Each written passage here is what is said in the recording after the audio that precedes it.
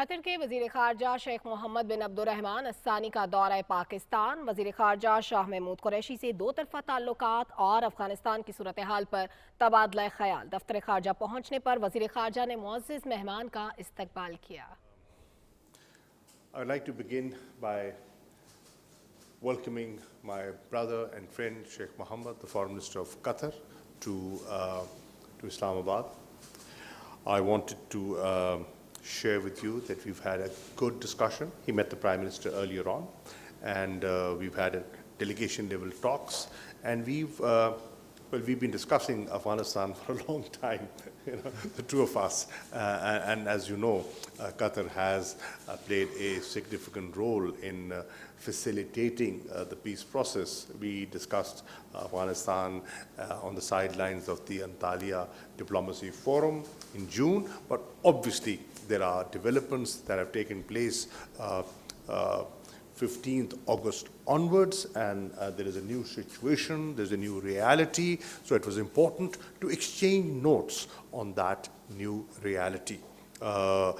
We have a common vision, and our vision has been peace, stability, prosperity, well-being of the people of Afghanistan.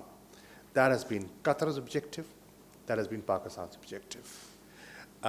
They have facilitated and we have cooperated in achieving that end. And we've been partners in peace, and we will continue to be partners in peace.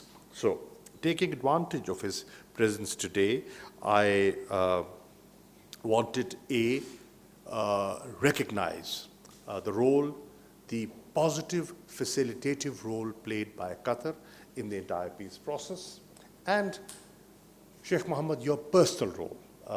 I am a witness to that. Your role, as an individual and as foreign minister, was a very challenging one. But you showed patience, perseverance, and determination in moving forward. And I am confident, inshallah, it will pay off. It will eventually pay off. I had the opportunity of briefing the foreign minister on the different interactions I've had, over 20 since the 15th of August with the different foreign ministers, European and regional foreign ministers. I briefed the foreign minister on the regional outreach that I had just undertaken, a trip to Tajikistan, Uzbekistan, Turkmenistan, and Iran. And the objective of that trip, the concerns of the neighboring countries of Afghanistan, the need for more consultations, and the need for a coordinated approach on the unfolding situation in Afghanistan. I briefed him on that and also shared with him that from those talks, what emerged was the establishment of a new forum or a new mechanism of the neighboring countries to deal with the immediate challenges of influx of refugees, border trade and stuff like that. We have agreed to put this mechanism in place, and the first meeting of the special representatives took place on the 5th of September, and the first virtual meeting of that forum took place on the 8th of September, in which myself and other colleagues participated. I've also briefed the foreign minister on how we are viewing things and what we need to do collectively. The foremost and the most important thing that we both agree to is that we have to protect the interests of the people of Afghanistan. And for that, their safety, their security, stability, and to ensure that this Afghanistan, does not become an arena for, for proxy wars. And we have to guard and we have to remain cognizant of the spoilers. There are spoilers. Let's not forget, there are spoilers within and there are spoilers, beyond Afghanistan. And we collectively have to ensure that their designs are, scuttled and they cannot achieve what they want to achieve and sow the seeds of internal confusion and chaos. We both agree that the immediate challenge is avoiding a humanitarian crisis, and that should be our priority number one. Pakistan, I shared with the Foreign Minister, Pakistan has taken the initiative, and we will be sending some aircrafts to Afghanistan with food and medicine supplies. We will also supply them through our land route, since we have land, we are connected by land, so we have that advantage. And I'm sure Qatar has been very generous in the past and will continue to play a constructive role in avoiding that humanitarian crisis.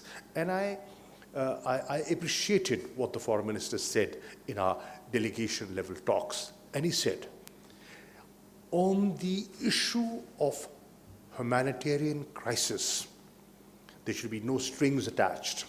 There should be no political conditions attached to to avoid that humanitarian crisis. And that's a very big statement that you have made. And I'm completely in agreement with you. To save lives and people of Afghanistan, there should be no strings attached. It should be, the world and the international community has been very magnanimous, and they should continue to be magnanimous dealing with this issue. And then the other thing that we have agreed in principle, and that is, obviously the world is watching and they are looking at the conduct of the new political setup. Will they live up to what they have said? Will they implement the pronouncements they have made? There's waiting and there's watching, and that's understandable. But what we are saying is, okay, if you're not ready for immediate economic aid or development, fine, but do not take steps that would lead to an economic collapse of Afghanistan. That will not help. That will not help anyone. It will certainly not help the Afghan people, but it will not help the region. The contributions that you've made over the last 2 decades, you will not be able to build on them, and a lot that you have contributed to would be wasted. So the first thing that you ought to do is at least release what's theirs. The assets, that Afghan assets should be, the frozen assets, defreeze them and let Afghan people utilize their money for their benefit, for their people, and that would be a very, very welcome development. We also discussed our bilateral relations. We both agree our bilateral relations are excellent, and the challenge that we face is how do we transform these excellent and brotherly bilateral relations to a new level of political, economic, and defense strategic partnership. Qatar is of the view that we are strategic partners, and we recognize that. And how do we build on that is what we also discussed. For that, we have mechanisms. We have the mechanism of a joint economic commission we have a mechanism of bilateral political consultations, and we both agree that we should use these mechanisms more effectively and more regularly to promote our bilateral ties further. Pakistan has been facilitating provision of food items to Qatar. We feel that we are geographically very close to each other, and we are primarily an agrarian economy, and Pakistan can contribute considerably to the food security of Qatar. So here we are. There is a possibility. That's one area where we can contribute. Pharmaceuticals is another area we can contribute. You know, the construction sector, the socio-economic development. Pakistanis, 200,000 strong, living in Qatar, have contributed. We are willing to contribute more. We're willing to contribute to your security for FIFA World Cup 2022. And I'm happy to share with you that they are equally receptive to have more Pakistanis contribute to their socio-economic development. So the last thing is, I've made a formal request to the Foreign Minister that it would be people in Pakistan who travel to Qatar would appreciate if you could exempt those Pakistanis who are vaccinated and are safe travelers to go into home quarantine instead of hotel quarantine. With these remarks, I thank you, Foreign Minister, and give you the floor. Thank you.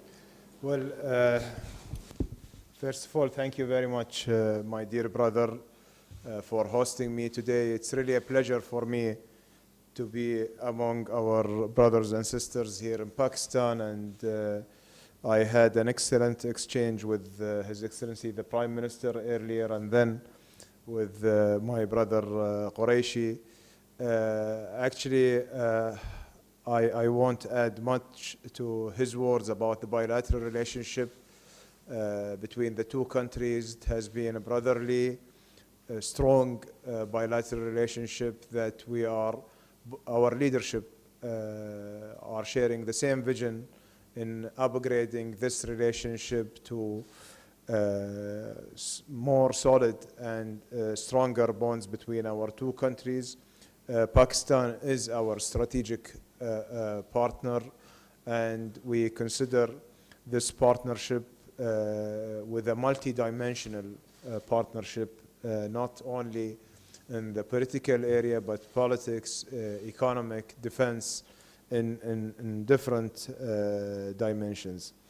Of course, we appreciate the role that our brothers and sisters from Pakistan has played in the development of Qatar, and we are looking forward to continue this cooperation and to welcome more from Pakistan to participate and to contribute in the development of the state of Qatar.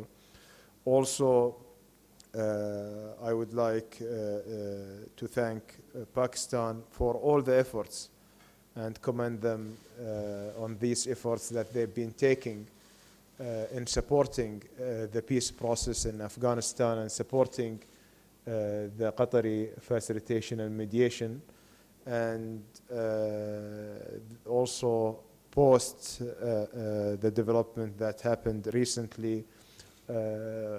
I think Pakistan has played a leadership role and in helping other countries, in helping our brothers and sisters in Afghanistan. And this is actually reflecting also on the common vision that we are sharing together with Pakistan on having a stable and peaceful Afghanistan in the future. Of course, as my brother mentioned about our vision for Afghanistan, we are seeing eye to eye in our positions over there with the current development and our also desire to see stability as soon as possible. Of course, he has mentioned about the humanitarian situation and how humanitarian situation and the humanitarian assistance should be independent from any political progress, because we believe that the Afghan people deserve to be helped, deserve to be supported, despite what's happening in the political landscape. Also, I am very happy to inform my brother, the foreign minister, about the development of Kabul airport as well, that has been tested and operationalized in the past few days by humanitarian flights that's been chartered from Qatar and also from some other countries. But especially today, to thank Taliban for getting the airport also operationalizing for passengers, as we managed to fly the first plane with passengers just an hour ago, and we thank them for their cooperation. And this is actually what we are expecting from Taliban, to see these positive statements demonstrated in actions. And today, actually, it's been demonstrated into an action, which should show that Afghanistan have a free passage and for people to go in and out. And I think this is a positive message that we are supporting. Of course, we know that there are a lot to come in Afghanistan, and we encourage Taliban to also to be more inclusive and bring all the Afghans under one umbrella. We want to see a united Afghanistan. We want to see a strong Afghanistan, prosperous and stable, and all of us, we will be supportive for this progress. Regarding also how the international community is dealing with the situation, as my brother and colleague Qureshi mentioned, we've been in consultation together and with other countries. I have some of my colleagues who in different engagement, either visiting Doha or having a phone conversation with them, and also in my tours to, like today in Tehran, Pakistan, and continuing to Turkey and Russia. We encourage everyone to be supportive for peaceful transition in Afghanistan, to continue helping the Afghan people, and to have a common vision in dealing with the situation over there. Of course, the neighboring countries of Afghanistan are the most affected countries. And we are also expressing our willingness and support for the neighboring countries, and we don't want to see any impact on them because of any deterioration in Afghanistan. So that's why we need to go into the root of the problem and help the Afghan people instead of waiting for any crisis to come out of Afghanistan. Last but not least, I just wanted to thank you and thank the government of Pakistan for all the support and the leadership role that they have played in Afghanistan, and we're looking forward to continue this cooperation and consultation, whether it's in Afghanistan or in other areas and issues that related to our region. Thank you very much. Thank you very much.